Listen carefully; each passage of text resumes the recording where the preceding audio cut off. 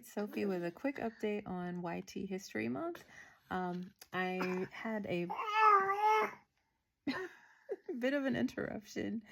Not even her, like she's sick right now. That's what we're dealing with right now. But I had to take a little bit of a mental health break during YT Violence Week. It just got to be a bit much.